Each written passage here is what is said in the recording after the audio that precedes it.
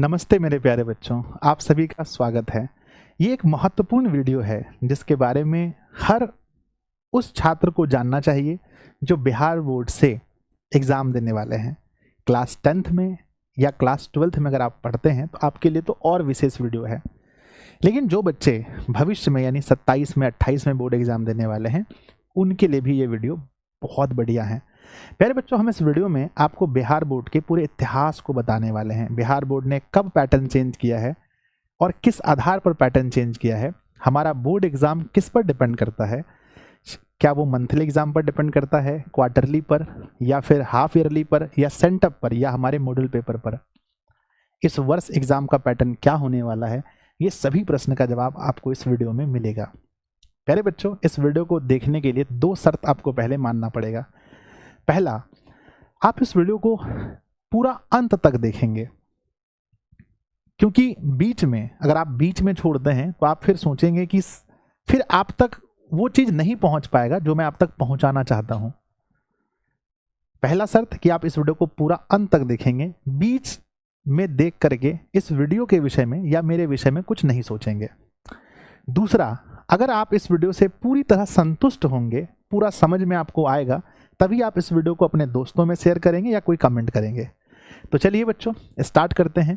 ये वीडियो आपको बहुत ज़्यादा ज्ञान देगा और आपको ये वीडियो देखना चाहिए ताकि कोई आपका दूसरा मित्र आपको बेवकूफ़ ना बना सके या आपको कुछ गलत ना बता सके।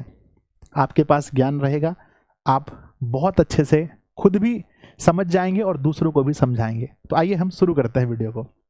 प्यारे बच्चों, जैसा कि आप जानते हैं, हमने लिखा है कि बिहार बोर्ड लिखा है, तो बोर्ड एग्जाम हमारा 10th और 12th में होता है। एग्जाम पैटर्न, ये एग्जाम पैटर्न होता क्या है?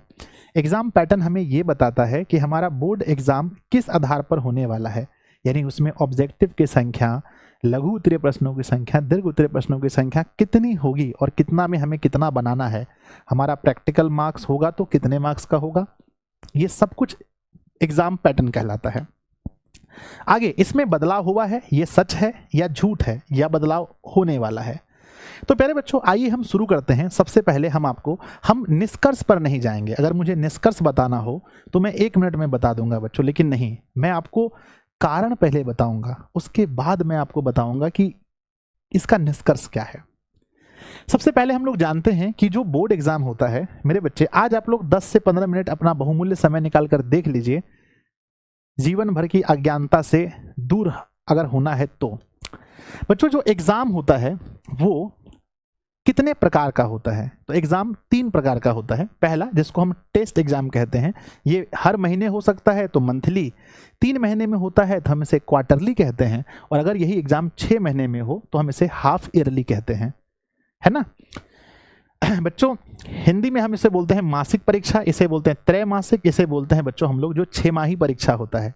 और ये सबसे पहले जान लें कि इसको कंडक्ट कौन कराती है, तो स्कूल के द्वारा यह एग्जाम लिया जाता है, यानी इसमें बोर्ड का कोई लेना देना इसमें बोर्ड से नहीं है। हाँ, अभी के समय में ये प्रश्न बोर्ड के द्वारा बनाया जा रहा है, तो अब बोर्ड का इसमें इन्वॉल्व हो चुका है।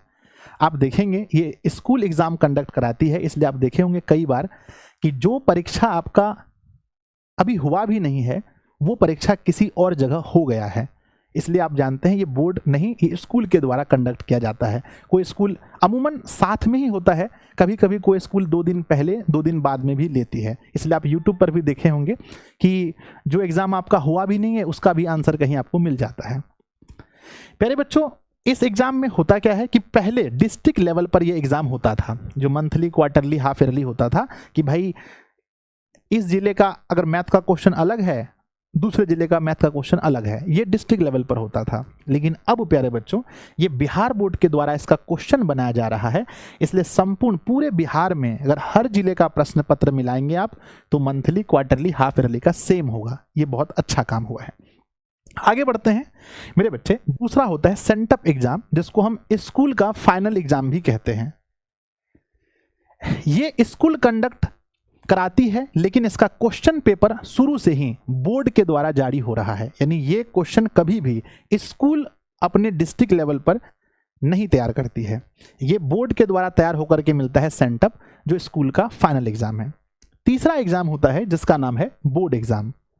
और बोर्ड एग्जाम होने से पहले ही बोर्ड एक मॉडल पेपर जारी करती है, जो बोर्ड द्वारा जारी किया जाता है। मॉडल पेपर जारी करती है, जैसे बच्चों मैं आपको समझाता हूं।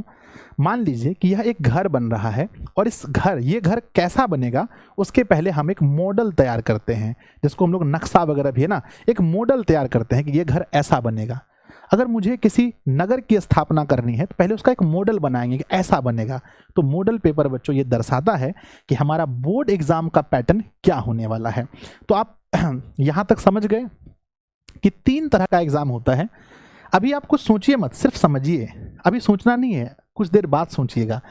अभी सोचिए कि एग्जाम जो होता है वो 3 तरह का होता है। पहला टेस्ट, दूसरा सेंटअप और तीसरा बोर्ड एग्जाम, जिसके पहले मॉडल पेपर जारी होता है। चलिए समझ गए। आइए अब आप आगे देखते हैं। आगे अगला प्रश्न है कि फाइनल एग्जाम जो अभी तक हुआ है वो मैं आपको बताता हूं कि फाइनल एग्जाम जो है हमारा, यानी बोर्ड एग्जाम, किस पर डिपेंड करता है। तो मेरा उत्तर है, जो मैं इतने वर्षों से पढ़ा रहा हूं, जो मैंने देखा है, मेरा उत्तर है बच्चों कि टेस्ट एग्जाम पर 0% डिपेंड करता है। यानी हमारा बोर्ड एग्जाम हमारे टेस्ट एग्जाम पर 0% निर्भर करता है। यानी टेस्ट एग्जाम का पैटर्न क्या है, इससे बोर्ड फाइनल एग्जाम को कोई लेना देना नहीं है। समझ गए। दूसरा, सेंटअप एग्जाम जो स्कूल में फाइनल एग्जाम होता है, उससे बोर्ड एग्जाम का क्या ताल्लुक है। तो 50-50% निर्भर करता है। कई बार ऐसा देखा गया है कि सेंटअप एग्जाम में जो क्वेश्चन पूछने का पैटर्न है स्कूल का, वही हूबहू बोर्ड एग्जाम में भी होता है। कई बार सेंटअप एग्जाम का भी पैटर्न बोर्ड एग्जाम में लागू नहीं होता है। कई बार हम देखते हैं कि सेंटअप एग्जाम में सवाल पूछे गए हैं, मान लीजिए कि 40 ऑब्जेक्टिव, बोर्ड एग्जाम में पूछे गए हैं 50 ऑब्जेक्टिव, तो 50-50 हम इसको कह सकते हैं। मॉडल पेपर पर हमारा 100% निर्भर करता है बोर्ड एग्जाम। बोर्ड एग्जाम से पहले जो मॉडल पेपर जारी किया जाता है, उसी के आधार पर बोर्ड एग्जाम होता है।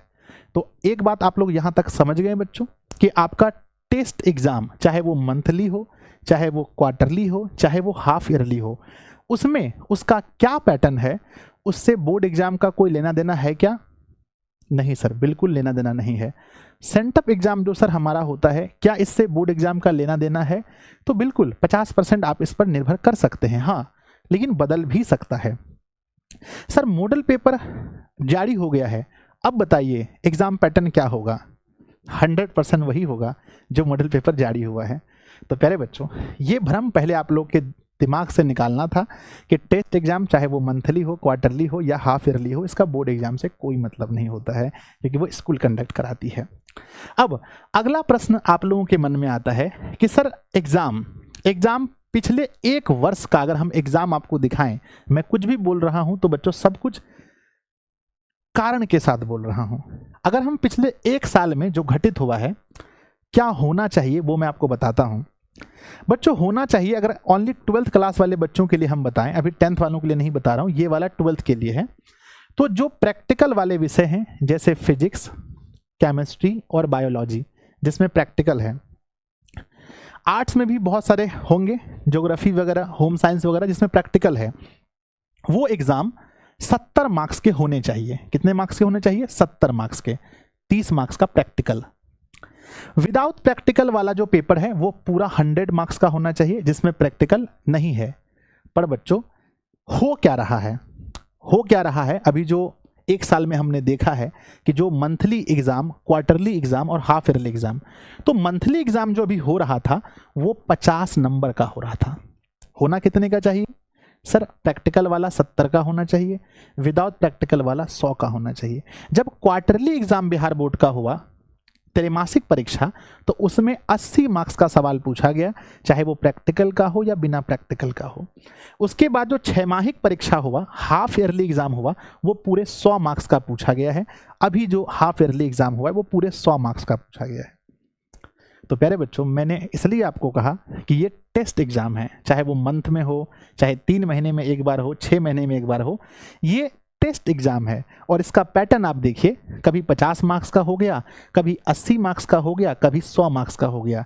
इसलिए मैं कहता हूं कि इस पर हमारा बोर्ड एग्जाम डिपेंड नहीं करता है, ये कुछ भी हो सकता है। जैसे मान लीजिए हम लोग पहले कोचिंग पढ़ाते थे ऑफलाइन में, तो हमारा मन होता था, कभी 70 का ले लेते थे, कभी 90 का ले लेते थे, कभी 80 का ले लेते थे। तो इस पर डिपेंड नहीं करता है, बोर्ड अभी इस चीज़ को फॉलो कर रहा है भाई, किस पर डिपेंड, बोर्ड एग्जाम नहीं करता है। परंतु मैं एक बार फिर से आपको कहता हूं कि बच्चों ऐसा होना नहीं चाहिए, पर जो हो रहा है हम उस पर बात करते हैं, क्या होना चाहिए वो हम बाद में बात करेंगे। ठीक है, अभी ये हो रहा है, समझ रहे हैं आप लोग। कहते हैं कि पहले भी ऐसा होता आ रहा है, इसलिए आपको घबराना नहीं है। ऐसा नहीं है कि इसी वर्ष हुआ है, हम बोलेंगे बच्चों कि अरे ये तो अनर्थ हो गया, ये क्या हो गया बच्चों। ऐसा इस वर्ष ही नहीं, ये पहले भी होता आया है। ठीक है, ये पहले भी हुआ है और आगे भी होता रहेगा, इसके लिए टेंशन मत लीजिए आप। आगे बढ़ते हैं, आगे मेरे बच्चे अब ऑब्जेक्टिव के पैटर्न को समझते हैं। बहुत सारे बच्चों के मन में सवाल है कि सर इस बार कितना ऑब्जेक्टिव पूछा जाएगा, तो चलिए देखते हैं इसका पैटर्न क्या है। बच्चों होना चाहिए जो प्रैक्टिकल वाला विषय है यानी 70 मार्क्स का, उसमें 35 ऑब्जेक्टिव बनाने के लिए हमें बोलना चाहिए 70 में से, क्योंकि हमें पता है कि अभी पैटर्न हमारा 2 गुने प्रश्न का है। और जो बिना प्रैक्टिकल वाला विषय है उसमें 100 में से 50 बनाने के लिए आना चाहिए। लेकिन देखिए टेस्ट एग्जाम में कैसा पूछा गया था। टेस्ट जो महीने में हुआ उसमें हमें 30 ऑब्जेक्टिव दिए गए, जिसमें 25 बनाने के लिए कहा गया। अरे आप लोगों ने दिया है, आपको पता होगा। क्वार्टरली 70 ऑब्जेक्टिव क्वेश्चन दिए गए, जिसमें 40 क्वेश्चन बनाने के लिए बोला गया। और हाफ ईयरली जो भी एग्जाम 12th का हुआ है उसमें 80 क्वेश्चन दिए गए, जिसमें 50 बनाने के लिए बोला गया। ठीक है ना, आप देख सकते हैं ये अलग अलग है। इसीलिए तो मैं कहता हूं कि टेस्ट एग्जाम पर हमारा बोर्ड एग्जाम निर्भर नहीं करता है। समझ गए आप लोग। तो ये पूछा गया है 30 में 25 बनाइए, 70 में 40 बनाइए, 80 में 50 बनाइए। समझ गए। अब प्यारे बच्चों अब आगे बढ़ते हैं।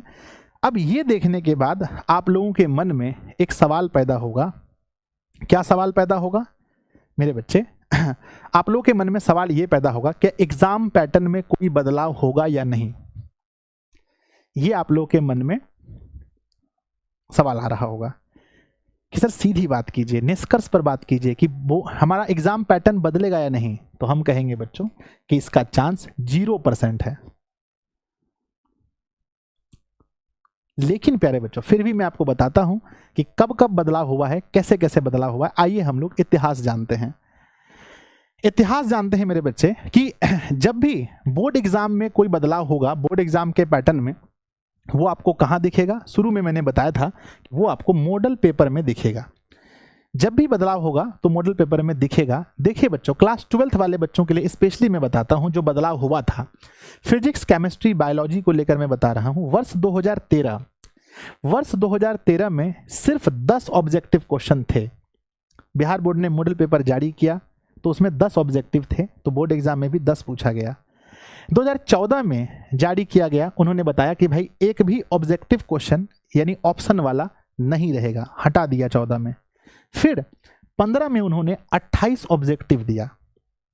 18 में आकर के फिर उन्होंने 35 ऑब्जेक्टिव कर दिया।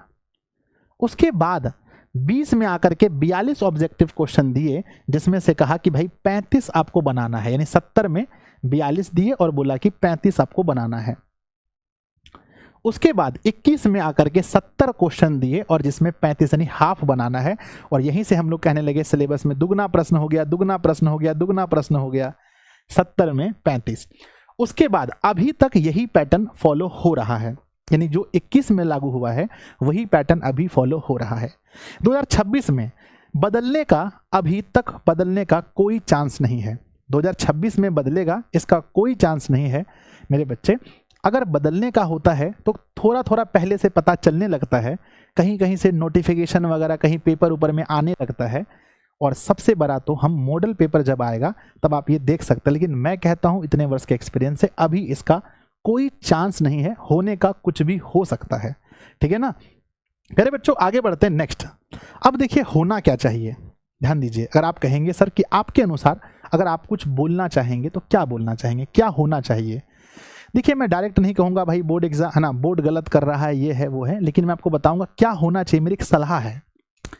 ये होना चाहिए कि मंथली शेड्यूल जारी होना चाहिए, है ना। कम से कम ये ऑफिशियल वेबसाइट में ये कम से कम आ जाए भाई कि हर महीने में क्या सिलेबस हमें पढ़ना है, जो एग्ज़ाम के लिए हम तैयारी कर पाएँ। क्योंकि जब कोचिंग में एग्ज़ाम होता है तो पहले बता दिया जाता है बच्चों 1 से लेकर 5 चैप्टर तक पढ़ने का इस महीने में टेस्ट होने वाला है। क्योंकि अभी तो हम पूरा सिलेबस पढ़े नहीं, फाइनल एग्ज़ाम में तो बोर्ड के पास है भाई, वो कहीं से भी पूछ सकता है। लेकिन अभी 3 महीने में 6 महीने में हम पूरा पढ़े तो नहीं है, इसलिए एक शेड्यूल जारी हो जाए तो अच्छा रहेगा। किस मंथ में क्या पढ़ना है ये ऑफिशियल अगर जारी कर दिया जाए तो बहुत अच्छा होगा।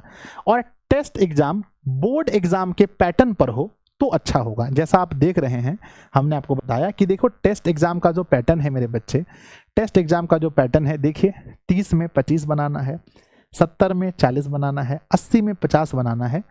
ये चीज़ प्यारे बच्चों अगर मतलब हटा दिया जाए, जैसे बोर्ड एग्ज़ाम का पैटर्न ऐसे हो तो सही है। लेकिन आप एक स्टूडेंट हैं, आपको हर तरह से तैयार होना चाहिए। जैसा भी पूछा गया है आपको उत्तर देने के लिए हमेशा तैयार रहना चाहिए, ठीक है ना। तो प्यारे बच्चों अब हम लोग चलते हैं सीधा निष्कर्ष पर। निष्कर्ष ये है कि बोर्ड परीक्षा में दुगने प्रश्न, है ना। निष्कर्ष ये है पहला कि क्या बोर्ड एग्ज़ाम, क्या हमारा पैटर्न बदल गया है, पहला क्वेश्चन आप लोग के मन में। तो हम कहेंगे बिल्कुल भी नहीं बदला है और इसके बदलने की संभावना भी अभी तक तो मुझे नज़र नहीं आ रही है। अगर होगी तो मॉडल पेपर में आपको चेंज दिखेगा, है ना, मॉडल पेपर में चेंज दिखेगा। तो पहला निष्कर्ष ये है। कारण मैंने बताया, कितना कारण बताया कि आप किसी भी टेस्ट एग्ज़ाम के पैटर्न को देख करके ये नहीं कह सकते हैं कि बोर्ड एग्ज़ाम का पैटर्न बदल चुका है। तो पहला मैंने पूरा कारण बताया, कैसे कैसे क्या होता है और किस पर डिपेंड करता है हमारा बोर्ड एग्ज़ाम। दूसरा, बोर्ड परीक्षा में दुगने प्रश्न होंगे या नहीं, तो एग्जाम पैटर्न ही नहीं बदला है तो दुगने प्रश्न अवश्य होंगे बच्चों। जब एग्जाम पैटर्न ही नहीं बदला है अभी तक तो अवश्य होंगे, है ना।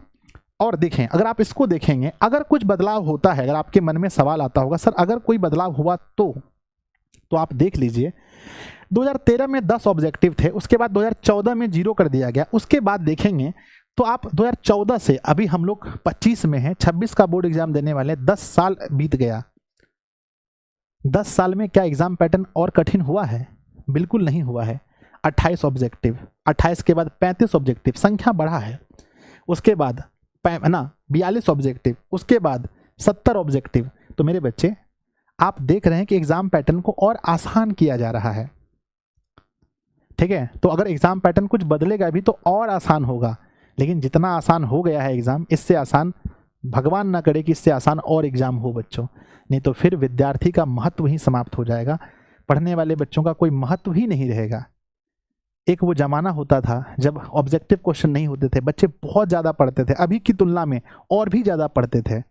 तो प्यारे बच्चों मन से ये भ्रम निकाल दीजिए कि बोर्ड एग्जाम का पैटर्न सिर्फ ये मंथली एग्जाम को देख करके कि ना पैटर्न चेंज होगा, ऐसा बिल्कुल नहीं। आप पैटर्न चेंज होगा ये संभावना तभी बोल सकते हैं जब आपका ऑफिशियल मॉडल पेपर आएगा, इसके पहले कुछ भी नहीं। दुगने प्रश्न आएंगे या नहीं आएंगे ये मन का भ्रम है। तो 100% बच्चों जब पैटर्न आएगा तभी ये, यानी कि दूसरा सवाल तभी मन में आना चाहिए जब पहला सवाल का आपको आंसर मिले, ठीक है। हम उम्मीद करते हैं कि आप लोगों के मन में जो भी प्रश्न थे अब वो प्रश्न समाप्त हो गया होगा और आप समझ गए होंगे बच्चों क्या इतिहास है और कैसे कैसे हमारा एग्जाम पैटर्न तैयार होता है। और आप सब कुछ समझ गए कि टेस्ट एग्जाम का क्या महत्व है ना। टेस्ट एग्जाम का क्या महत्व है मेरे बच्चे, टेस्ट एग्जाम कैसे होता है, सेंटअप एग्जाम कैसे होता है, बोर्ड एग्जाम कैसे होता है, सब कुछ आप लोग समझ गए, ठीक है ना। तो अब आप इस वीडियो के नीचे कमेंट कर सकते हैं, है ना। क्या कर सकते हैं, अब आप जितना चाहें इस वीडियो के नीचे प्यारा सा कमेंट कर सकते हैं, इस वीडियो को अपने दोस्तों में शेयर कर सकते हैं। और ये महत्वपूर्ण वीडियो है, इसमें एक महत्वपूर्ण सूचना भी होना चाहिए प्यारे बच्चों। जो क्रैश कोर्स है ना, जो क्रैश कोर्स है वो अक्टूबर महीने के फर्स्ट वीक में हम लोग लेकर आ रहे हैं। तो इसके लिए भी आप लोग तैयार रहिएगा, आराम से पढ़िए बच्चों, कोई पैटर्न वैटर्न में कहीं चेंज नहीं है, ठीक है ना। और खूब मन लाकर मेहनत कीजिए और ये कभी कामना मत कीजिए। एक योद्धा बच्चों ये कभी भगवान से कामना नहीं करता है कि मेरा युद्ध सरल हो, वो हमेशा ये कामना करता है कि प्यारे बच्चों युद्ध चाहे कितना भी कठिन हो, उस युद्ध में लड़ने की भगवान से शक्ति मांगता है। तो आप पढ़िए, अपनी शक्ति को बढ़ाइए, ना कि बच्चों अपने युद्ध को हल्का करने के बारे में कामना कीजिए। मिलते हैं बच्चों फिर किसी वीडियो में, तब तक के लिए आप पढ़ते रहिए, हंसते रहिए, मुस्कुराते रहिए। धन्यवाद।